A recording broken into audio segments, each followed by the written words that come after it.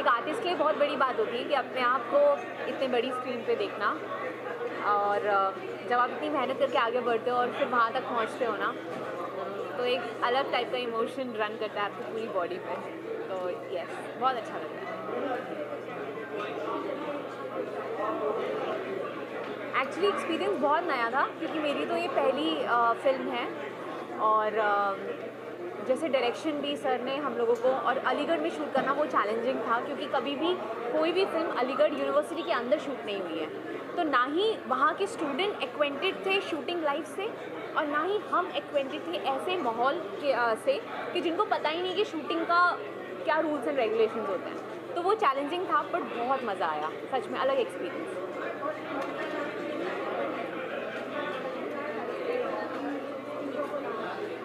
To be very frank, मुझे ऐसा लगता है, मैं ऐसी आर्टिस्ट हूँ कि जो कैरेक्टर को थोड़ी बारीकी से समझने की कोशिश करती है, और मैं एक अलग रिलीजन प्ले कर रही हूँ, एक मुस्लिम कैरेक्टर प्ले कर रही हूँ, तो इसके लिए मुझे उसके नुआंसेस सीखने बहुत ज़रूरी थे, क्योंकि मैं नहीं चाहती कि मेरी हल्की सी कोई मिस्टेक किसी भी चीज़ को या किसी भी सभ्यता को नुकसान पहुँचाए।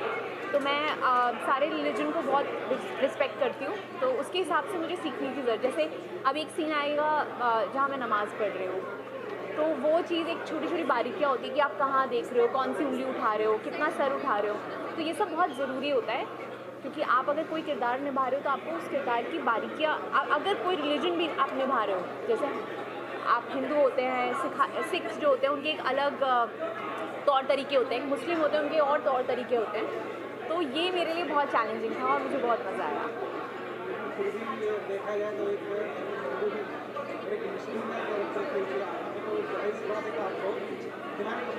बहुत कुछ ध्यान रखा था सच में, क्योंकि ये इतना सेंसिटिव टॉपिक हो जाता है ना कि आप किसी के विश्वास को आप ठेस नहीं पहुंचा सकते। अगर सेम चीज़, अगर कोई भी इंसान, कोई मुस्लिम कैरेक्टर अगर हिंदू प्ले कर रहा होगा, तो उसे भी हमारी चीज़ों को कि हम कैसे पूजा करते हैं, क्या करते हैं, वो सब बारीकी निभाना ज़रूरी है। लोगों को ये कहना चाहूँगी कि हम सब लोगों ने बहुत प्यार से ये प्यार के दो नाम फिल्म बनाई है, और सारे कलाकार बहुत प्यारे हैं, तो आप प्लीज़ आइए थिएटर और हम सबको आपका प्यार और आशीर्वाद दीजिए। एंड एक ये अलग तरीके की कहानी है, लव स्टोरीज़ हमेशा होती है, पर गांधी जी और नेल्सन मंडेला को लेकर बनी हुई लव स्टोरी थोड़ी सी ऐसे है कि अरे ये कहीं कभी सुना नहीं था। फिल्म को जिस तरीके से लिखा जाता है, फिल्म का जो विजन होता है, एक स्टोरी होती है, स्टोरी में कैरेक्टर्स होते हैं और हर कैरेक्टर की अपनी जर्नी होती है। अब जो कायरा सिंह कैरेक्टर है वो एक संभल करके एरिया से आती है, और जो आर्यन खन्ना है वो साउथ अफ्रीका से आता है। कायरा सिंह जिस कल्चर में बड़ी हुई, उनका जिस लोकेलिटी में बड़ी हुई, उनको जो पढ़ाया गया, उनको जो सिखाया गया, that was highly influenced by Mahatma Gandhi, Mohandas Karamchand Gandhi ji. लेकिन आर्यन खन्ना जिस बैकड्रॉप से आया, वो साउथ अफ्रीका की उसकी अपब्रिंगिंग है, आई थिंक कहीं ना कहीं वो अपने कल्चर के साथ बहुत ही बंधा हुआ था। उसको वहाँ की सीख, उसको वहाँ की एजुकेशन मिली, जहाँ पे as we are all aware Nelson Mandela ji का एक बहुत ही स्ट्रॉन्ग प्रोमिनेंट रोल रहा है। तो आई थिंक क्योंकि ये कैरेक्टर्स अपने अपने कल्चर से आ रहे हैं, देयरफॉर एक का नेल्सन मंडेला को रिप्रेजेंट करना और एक का महात्मा गांधी को रिप्रेजेंट करना just make sense to Aryan Kiara. अगर कोई कैरेक्टर होता जो उस बैकग्राउंड से आ रहा होता, देन डेफिनेटली मुझे लगता है कि इस स्टोरी में अम्बेडकर जी को ही लिया जाता।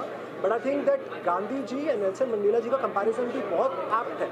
अब फिल्म में भी जैसे आपने स्टोरी में देखा होगा, उनके बीच की कैसे किसी एक का जीवन बहुत ही कन्वीनियंस के साथ निकला शुरुआत में। Mahatma Gandhi ji, he was from a well to family, he got a lot of things, लेकिन Nelson Mandela ji on the other hand, he was not that well off to in the beginning. तो वो जो कंपैरिजन है वो मेरे नज़रिए में बहुत अप्रोप्रिएट है। अब बाकी तो आई थिंक जो स्टोरी राइटर्स हैं उनको ज़्यादा बेटर आइडिया होगा कि कैरेक्टर्स को कैसे बिल्ड करना है। हर एक स्टूडेंट की तरह मैंने स्कूल में अपने हिस्ट्री बुक्स में बहुत ही थॉरली एंड बहुत ही डेडिकेशन के साथ महात्मा गांधी जी के बारे में पढ़ा। जितनी इन्फॉर्मेशन हमारा एजुकेशन हमें प्रोवाइड करता है, उतनी मैंने दोनों कान खोल के बहुत ईमानदारी से सीखी है। उनकी लाइफ के कुछ साल शायद मैं भूल जाऊँगा कि बहुत इंपॉर्टेंट ईयर क्या है, वो याद नहीं होगा, लेकिन हिस्ट्री में, इंडिपेंडेंस में उनका क्या रोल रहा है, और आज के टाइम तक महात्मा गांधी जी से लोग कैसे इंस्पायर होते हैं, आई think that is a journey that is never ending. जब इंडिपेंडेंस के टाइम पे महात्मा गांधी जी का एक इम्पैक्ट था, आज कुछ और है, आज आने वाले फ्यूचर में अगेन कुछ और है, and it's a never ending journey because he has always been a legend, and I think that India is one lucky country to have a person like him. कलाकार होने के नाते मुझे लगता नहीं कि मैं इस पर कुछ कमेंट कर सकता हूँ, बिकॉज अगर आप मेरे नज़रिए से फिल्म देखेंगे तो यहाँ पे सिर्फ हिंदू और मुस्लिम की बात नहीं हो रही। यहाँ पे एक NRI वर्सेस इंडियन भी हो रहा है, यहाँ पे गांधी वर्सेस मंडेला भी हो रहा है। तो यहाँ पे बहुत सारे एस्पेक्ट्स हैं फिल्म के जो कि are greater than just basic discussion between a religion. And I think ये जो फिल्म है ये चारों तरफ से बहुत प्रॉपरली पैक की गई है।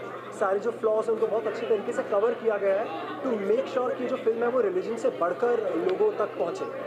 मेरा ना बहुत मूड स्विंग्स वाली इंसान हूँ मैं, तो मैं कुछ टाइम सिर्फ वेजिटेरियन रहती हूँ और कुछ टाइम फिर मैं नॉनवेज भी खा लेती हूँ, बिकॉज डाइट ऐसा रहता है। और मोस्टली जब हम बाहर जाते हैं या फिर ऐसी सिटीज़ में जाते हैं जहाँ नॉनवेज बहुत अच्छा मिलता है तो मैं एडजस्ट कर लेती हूँ, but not so non vegetarian.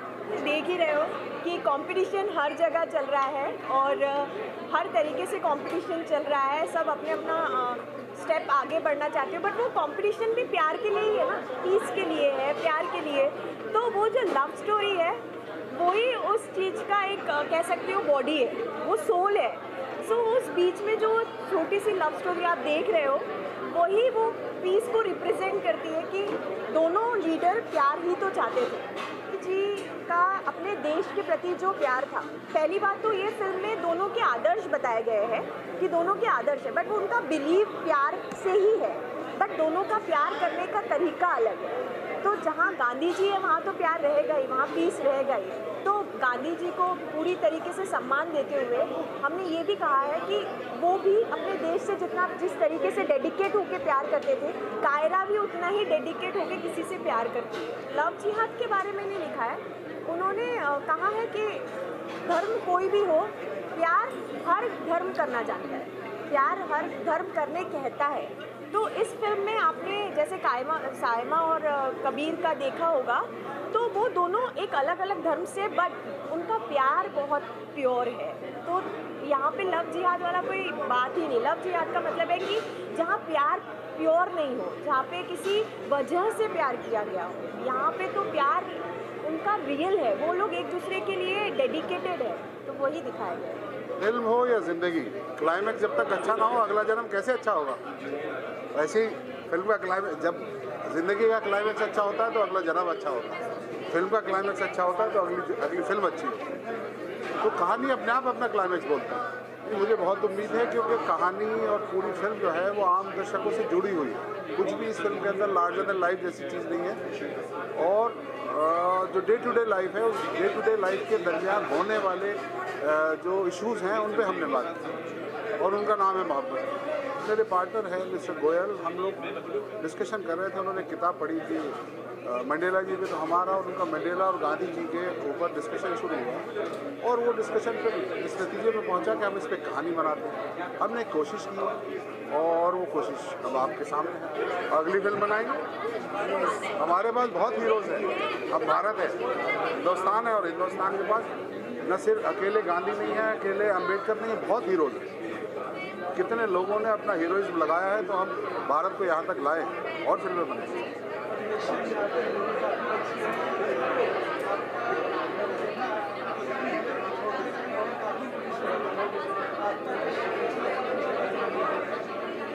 Okay, first of all जो मैंने ईशा का किरदार निभाया इस फिल्म में, तो ईशा फिल्म का तड़का थी। ईशा वो मसाला थी जिसने मूवी में और स्वाद डाला है। मूवी वैसे ही बहुत बेहद खूबसूरत है, तो उसमें थोड़ा सा खूबसूरती के लिए चार चांद लगाने के लिए तो ईशा को लेकर आए। सो मेरा किरदार बहुत ही इंटरेस्टिंग था और थोड़ा बोल्ड था। एंड लड़के को कैसे टेस्ट किया जा सकता है वो एक लड़की कर सकती है। So this is a very new concept और दानिश सर ने काफ़ी मेहनत करी है एक नए तरह के कॉन्सेप्ट को वापस से इंडस्ट्री में लाने के लिए। हम कहीं ना कहीं अपने इमोशंस, अपनी वैल्यूज़ को धीरे धीरे भूलते जा रहे हैं और वेस्टर्न कल्चर की तरफ बहुत ज़्यादा बढ़ रहे हैं। तो आई थिंक कि वो जो 90s 80s का एरा था, वो जो लव स्टोरीज़ हुआ करती थी, वो जो वैल्यूज़, वो कल्चर, वो वापस से उसकी शुरुआत होनी चाहिए। और सर ने अपनी तरफ से थोड़ी सी कोशिश की है कि ये चीज़ वापस से वो एरा शुरू हो जाए। जी हाँ, ऑब्वियसली मेरे कुछ अपकमिंग प्रोजेक्ट्स हैं जिनके बारे में मैं अभी डिस्कस नहीं कर सकती। I am so sorry, but yes. Okay, bye, thank you. Director साहब जो हमारे दानिश जी से मेरी बहुत पुरानी दोस्ती है, 15 साल करीब हो गए हैं, तो बड़ा अंडरस्टैंडिंग था। तो मैं इनको बहुत सालों से बोलता था कि आप गाना लिखा करो। तो जब ये अपना मूवी बना रहे थे तो मैंने कहा आपको ही लिखना है। और गाने इतने अच्छी तरह शेप हुए, उन्होंने जो लिखा और वन टाइम में सब गाने अप्रूव हुए। या तो मैं कोई ट्यून लाया, उनको मैंने बताया कि इस तरह का ट्यून है, तो उन्होंने उसमें जो लिरिक्स लिखी, मतलब कि हम लोगों ने ज़्यादा मतलब कि वो नहीं किया, जो हुआ एट ए टाइम, मतलब जैसे होता है ना कि एक बार में क्लिक कर जाना, उस तरह से गाने बने और गाने बहुत अच्छे शेप हुए। जैसे ओ यारा हुआ, प्यार कर, उसके बाद खेल, उसके बाद वो शादी वाला सॉन्ग। तो आई एम हैप्पी। इन्होंने प्यार कर गाया, रितु पाठक, ये अनुप्रिया जो ओ यारा और खेल, इन दोनों ने ये गाने गाए हैं और बहुत अच्छा गाया है। आप लोग हाँ, और दानिश जी, ब्यूटीफुल सॉन्ग जो मैंने गाया है इस मूवी में, प्यार कर, and it was lovely lovely working and Anjana rock and सारे सॉन्ग्स बहुत ही रॉकिंग लगे और मूवी भी बहुत माइंडफुल है। So my best wishes to the entire team of Pyaar ke दो नाम कॉन्ग्रेचुलेशंस दादा मूवी, कॉन्ग्रेचुलेशंस, बहुत ही अच्छे composition and it was sounding so good. हमारे लिए तो सारे कैरेक्टर व्हाटएवर, फिर वो चाहे मदर हो, चाहे सिस्टर हो, चाहे भाभी हो, और performance is performance. Prerna of course हमें जो नरेशन मिला था वो हमें बहुत अच्छी तरह से एक प्रेजेंटेशन मिला था, द नरेशन। तो आई थिंक वही एक प्रेरणा थी, क्योंकि हमारे डायरेक्टर का जो नरेशन था दैट वाज फैबुलस, और आई थिंक वो नरेशन सुन के इस कैरेक्टर के लिए ना बोला ही नहीं जा सकता था। नज़रिया आई डोंट थिंक अब वही है कि हर किसी का नज़रिया अपनी सोच के ऊपर है, वो कैसे निर्भर होता है। जैसे कि हमारी फिल्म में भी दिखाया है, दो अलग अलग, एक मंडेला जी और एक गांधी जी, उनका एक नज़रिया किसी का कुछ और है और दूसरे का कुछ और है, but of course then the combination of that नज़रिया इज़ जो हमें मैटर करता है, जो इस फिल्म में भी दिखाया गया है। मुझे तो क्लाइमेक्स बहुत अच्छा लगा एंड आई थिंक दर्शकों को भी अच्छा लगेगा ही। आई होप आप सबको भी अच्छा लगा हो। हमारे हिसाब से तो climax was accurate and the right decision of the ending of a movie के ज़रिए आया हूँ प्यार के दो नाम, और मैं शबाब सादरी तहे दिल से दानिश जावेद साहब को बहुत ढेर सारी मुबारकबाद देता हूँ। सिर्फ दानिश जी के लिए आया हूँ, और मेरे दोनों दोस्त अनजान भट्टाचार्य और शब्बीर अहमद का म्यूज़िक है, उनको एक मुबारकबाद देने के तौर पे इस सिनेमा में आया हूँ। और बहुत अच्छा म्यूज़िक है, बहुत अच्छी स्टोरी है, मूवी बहुत अच्छी है।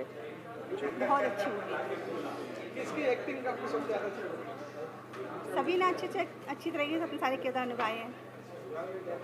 आपका नाम? रेशमा नकवी। मूवी में सबसे ज़्यादा आपको क्या अच्छा लगा, कौन सा पार्ट?